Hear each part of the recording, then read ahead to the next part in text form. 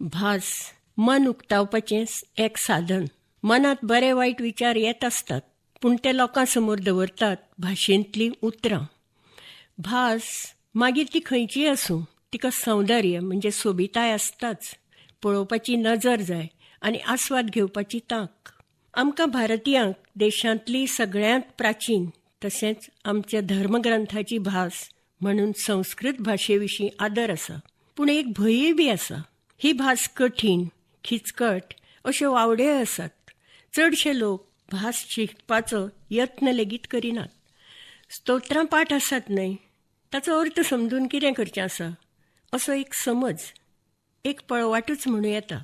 भाषा अतिमधुरा सरलाच ही उक्ती संस्कृत भाशेक बरीच लागता. संस्कृत आसात सुंदर, सोबीत. हाचें मूळ कारण म्हळ्यार छापणुकेचो विकास जावंक नासलो तेन्ना श्रवण कथनानूच ग्रंथाचे ग्रंथ फुडें वताले. आदल्या काळांत कितलेशेच लोकांक रामायण महाभारत आयकूनच पाठ आशिल्ले.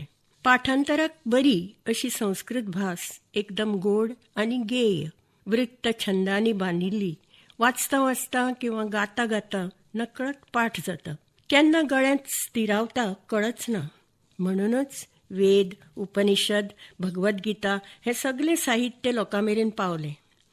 जायते लोक मंत्र, स्तोत्रां, तोंडपाठ म्हणटात, अर्थ खबर नासतना लेगीत. हीच तर संस्कृतची खरी सोबिताय. संस्कृत भाशेचो सोबीत मुकुट हें ह्या भाशेचें व्याकरण. सुमार 350 सुत्रांनी नियमबद्ध अशें हें व्याकरण. ताचे जनक पाणिनी हांचो एक अविस्मरणीय आविश्कार. हें व्याकरण जाका जमलें ताका जें आत्मीक समाधान मेळटा ताचें वर्णन करप कठीण.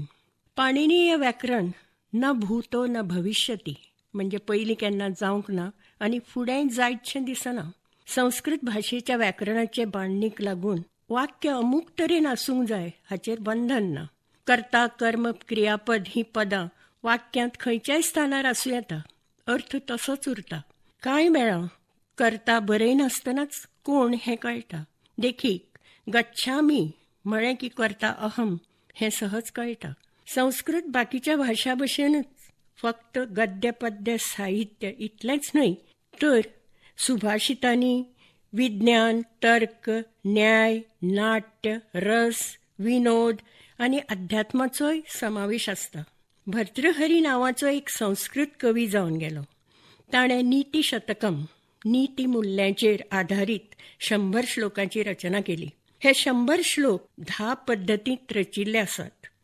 हातूंत मूर्ख पद्दती, विद्वत पद्दती, मानशौर्य पद्दती, अर्थ पद्दती, दुर्जन पद्दती, सुजन पद्दती, परोपकार पद्दती, धैर्य पद्दती, दैव पद्दती आनी कर्म पद्दती असो समावेश आसा. ह्या सगळ्या पद्दतीच्या चौकटींत कवीन नीती मुल्यांचो कस दाखोवन दिला. रचना आज लेगीत लागू जातात. देखीक एकेका पद्दतींतलो एक श्लोक पळोवया. मूर्ख पद्दतींतलो एक श्लोक. समाजे विभूषणम मौनम पंडितानाम. कवी म्हणटा, पंडितांच्या सभेंत मूर्खान मौन दवरप हेंच बरें. फुडें विद्वत पद्दतींत कवी म्हणटा, विद्या राजसु पूज्यते नहि धनम विद्या विहीना पशुः. हें कितलें सार्थ तें पळोवया. राजकारभार चलोवंक विद्येचीच गरज आसता, म्हणून राजदरबारांत पयशा परस विद्येक मान आसता. तिसरी आसा मानशौर्य पद्दती. वळशी आसा, किम जीर्णम तृणमत्ती मानमहताम अग्रेसरः केसरी. अर्थ असो, केसरी म्हणजे शिव, मानमहताम अग्रेसरः म्हणजे मानान श्रेष्ठ असो शिव, जंगलाचो राजा. किम जीर्णम तृणम, जीर्णम तृणम म्हणजे मोग, तण. शिवाक प्राण वचपा सारकी भूक लागल्यार लेगीत तो तण खावंकूच शकना असो अर्थ. अर्थ पद्दतींतलो फुडलो हो श्लोक आयज लेगीत आमच्या मदीं लागू पडटा. यस्यास्ति वित्तं सह नर कुलीनः स पंडितः स श्रुतवान गुणज्ञः स एव वक्ता स च दर्शनीयः सर्वे गुणाः कांचनमाश्रयन्ति. अर्थ सोडा, सारांश तरी सगळ्यांक न सांगता कळूं येता. इतले सोपे शब्द. कवी म्हणटा, पयशाकाराक लोक कुलीन, पंडीत, बरो वक्ता दिसूंक बरो अशे सगळे बरे बरे गूण लायतात. कित्याक तर सगळे गूण पयशाच्याच आश्रयान रावतात. भर्तृहरीन दुर्जन आनी सुजनाचेर लेगीत श्लोक बरयल्यात. कवी म्हणटा, विद्वान असलो तरी दुर्जन आसत जाल्यार ताचेर विस्वासचें न्ही. कवी उपमा दिता सर्पाची. सर्पाक बरो सजयलो तरी विखारी तो विखारीच. मणिना भूषितः सर्पः किमसौ न भयंकरः. तर सज्जना बद्दल कवी म्हणटा, प्रायेण अधम मध्यम उत्तम गुणः संवासते जायते. म्हणजे चढ करून कनिष्ठ, मध्यम किंवा उत्तम गुण हे संसर्गान मनशात येतात. म्हणून उत्तम संगत असप हिताचे. परोपकार पद्धतीतलो एक श्लोक पळोवया. आपद्गतम न च जहाती ददाती काले. आपद्गतम न च जहाती ददाती काले सन्मित्र लक्षणमिदम प्रवदंती संतः. अर्थ असो, विपदेत सापडिल्ल्याक सोडिना, त्याची मदत करता. म्हणून सन्मित्राचे म्हणजे बरे मित्राचे हे लक्षण असे संत म्हणतात. धैर्य पद्धती उत्तम गुणी मनशाचे लक्षण दाखयता. विघ्नैः पुनरपि प्रतिहन्यमानाः प्रारभ्य उत्तम गुणाः न परित्यजन्ति. परत परत विघ्न आयल्यार सुद्धा एकदा सुरू केल्लें काम श्रेष्ठ लोक मदींच सोडिनात, ते पुराय करतातच. संस्कृत कवी कितले सूक्ष्म विचार करता आनी ही सोबीत भास तांकां सांगात दिता. दैवार आधारीत श्लोकाचो अर्थ असो, हत्ती, सोरोप, पक्षी हांचें बंधन, चंद्र सुर्याक जावपी ग्रहांची पिडा आनी बुद्धिमान लोकांचे दारिद्र्य पळयत जाल्यार अशें म्हणूं येता, दैवूच खरें श्रेष्ठ. श्लोक असा, गजभुजंग विहंगम बंधनम गजभुजंग विहंगम बंधनम शशि दिवाकरयोर ग्रह पीडनम मतिमतांच समीक्ष दरिद्रताम विधिरहो बलवानिति मे मतिः. आणि आता नीतिशतकांतली कर्मपद्धती. कर्मपद्धतींतल्या श्लोकाचे अंतिम 2 चरण. रुद्रो एन कपालपाणि पुटके भिक्षाटनम कारितः. रुद्रो एन कपालपाणि पुटके भिक्षाटनम कारितः. सूर्यो भ्राम्यति नित्यमेव गगने तस्मै नमः कर्मणे. सारांश असो, काम करप कोणाक चुकना. रुद्र म्हणजे शंकर हाका हातांत कवटी घेवन भिक्षेक लावपी काम. तर तेंच काम सुर्याक आकाशांत भोंवडायता. म्हणून त्या कामाक म्हजो नमस्कार आसा. भर्तृहरीची कल्पना आनी संस्कृत भाशेची सोबिताय मेळून कितल्याशाच गंभीर विशयांक हलके फुलके करपी नीतिशतकम जण एकल्यान वाचून ताचो आस्वाद घेवचो अशेंच आसा. संस्कृत भास श्लोक संपन्न आसा.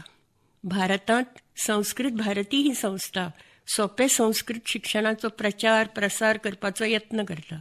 तांचे सोप्या पद्दतीन थोडेशे शिकल्यार लेगीत हे सोबीत भाशेचो आस्वाद घेवं येता. विशय खंयचोय आसूं, कितलेशेच श्लोक वाचूंक मेळटात आनी दर एका श्लोका कणकणी भाशेची सोबिताय अणभवूंक मेळटा. वता वता थोडे विनोदी श्लोक पळोवया. उष्ट्राणां विवाहेषु गर्धभाः शान्तिपाठकाः परस्परं प्रशंसन्ति अहो रूपम अहो ध्वनी. उष्ट्र म्हणजे उंट आणि गर्धभ म्हणजे गाढव. उंटाच्या लग्नात गाढवां शांतीपाठ म्हणूंक लागले, एकमेकांची स्तुती करूंक लागले. गाढवां उंटाक म्हणटात, तुम्ही कितले सुंदर. तर उंट म्हणटात, तुमचो आवाज कितलो मंजूळ. आज लेगीत आपसुवार्थी लोक व्यवहारांत अशीच एकमेकाची स्तुती करतना दिसतात. फुडलो श्लोक एक विनोद म्हणून गांवठी वैद्याची फकाणां करता कवी. यस्य कस्य तरोर मूलम येन केनापि मिश्रितम यस्मै कस्मै प्रदातव्यम यद्वा तद्वा भविष्यति. कसल्या तरी झाडाचें मूळ कित्यान तरी मिसळून कोणाक तरी दिल्यार कितें तरी परिणाम जावं येता, असो सारांश. संस्कृत कवींनी देवाक सुद्दां आपल्या विनोद बुद्धी पासून पयस करूंक ना. असारे खलु संसारे सारम श्वशुर मंदिरम हरो हिमालये शेते हरिही शेते महाददव. कवी म्हणटा, ह्या असार संसारांतली सगळ्यांत बरी गोष्ट म्हणजे सासऱ्याचें घर. हांगा जावयाचो आदर सत्कार जाता हो गर्वीत अर्थ.